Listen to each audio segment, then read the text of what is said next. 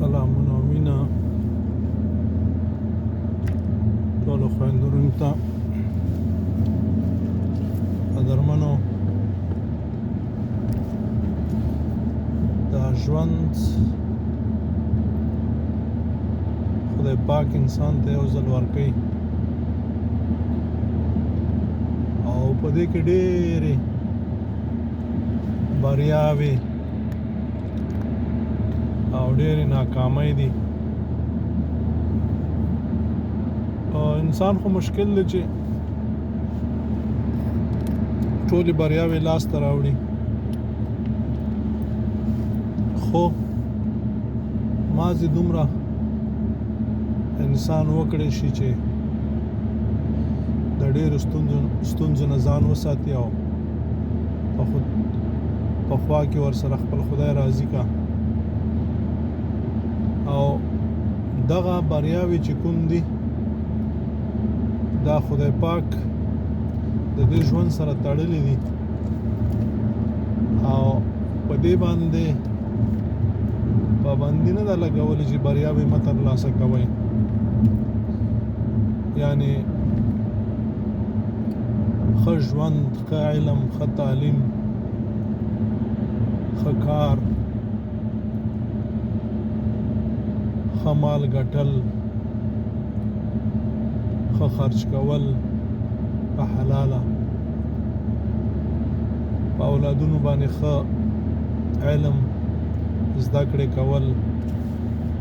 او هغوی ته ښه ادب ښه روزنه چې همدغه د ژوند سرمایه ده یو خو د ټولو خویندورونو نه دا هیله لرم چې هیڅ وخت خپلو اولادونو ته بې ځایه ناز مه ورکوئ که څه هم تاسې به زیاتره په دې باندې پوهیږئ او ورسره به مخ شوي یاستئ چې چا خپلو اولادونو ته ناز ورکړی دی او خپل مسؤلیت نه دی ورپه ګوته کړی بیا نو چې انسانان مور و پلار ضعیف شي او د دې په تمه چې زه خو اولادونه رالوی شوي دي او اوس به زه د دې سوري ته کښېنم چې وګوري اولادونو ته چې مسؤلیت نه وي ورپه ګوته کړی هغه تر دې چې ځوانان شي لوی شي بیا هم د پلار او د مور په تمه ناست چې اوس به هم دوی ګټي او موږ به څټو خو په مقابل کې چې کومو کسانو خپلو بچیانو ته د ناز سره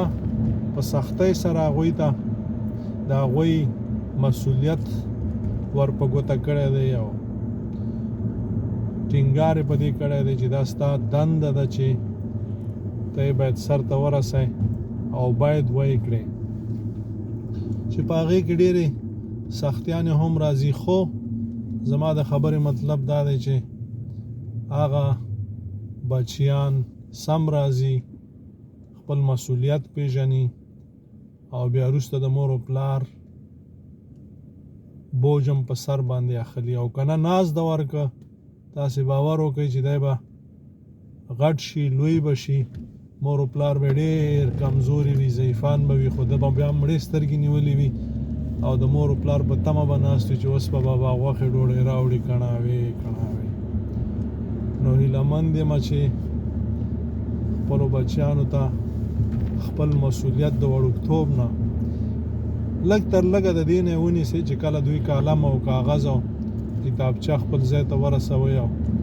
ورسره چې چای څښئ او ډوډۍ خورئ دا خپله کاسه او خپله پیاله خپل ځای ته ورسوئ او وینځئ او داسې نور همداسې ځان سره سودا ته بیایئ همداسې ځان سره کروندې ته بیایئ او همداسې نور څه چې ستاسو په کور کې کارونه دي باید دته ورپه ګوته کوئ دا نه چې نه د کورنۍ د نورو غړو نه هم ساتي چې نه سترګې به نه برابوي او دا خو چې دی د ملایکې زوی دی او د جبرائیل زوی دی نو په آخره کې دا شي چې داسې بیا سړي ته ښکاري چې د خپل اولاد سره هم خیانت دی او د خپل ځان سره هم ظلم دی چې دا موږ الله مو ښاد او آباد لره. السلام علیکم ورحمت الله وبرکاته.